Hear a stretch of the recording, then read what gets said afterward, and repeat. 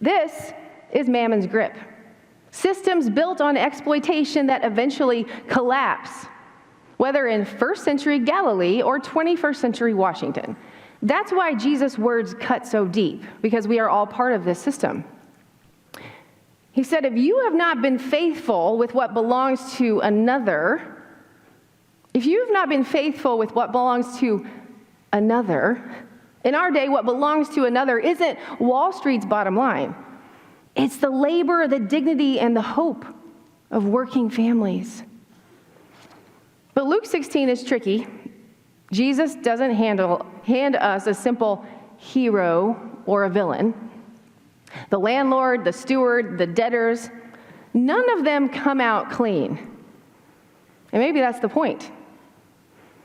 The parable forces us to wrestle with what faithfulness looks like inside unjust systems, the very kind that are dominating our own lives.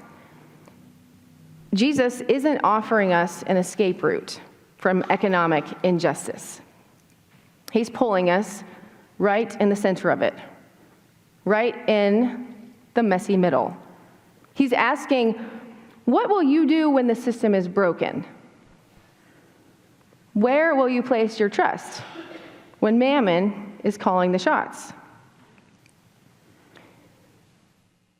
And here's the good news, because there's always good news.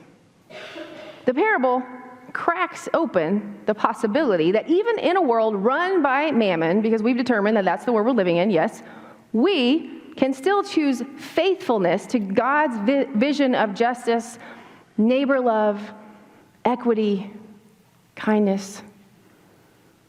In order to make sense of this parable and how then to be faithful, when all we see is a world on fire and people in pain and more pain, we have to be clear about who God is. Hint, it's always love. We have to be clear about who God is. What is it? Good, A+. If you don't leave here with anything I said, there's a question about who God is and what that looks like, it is always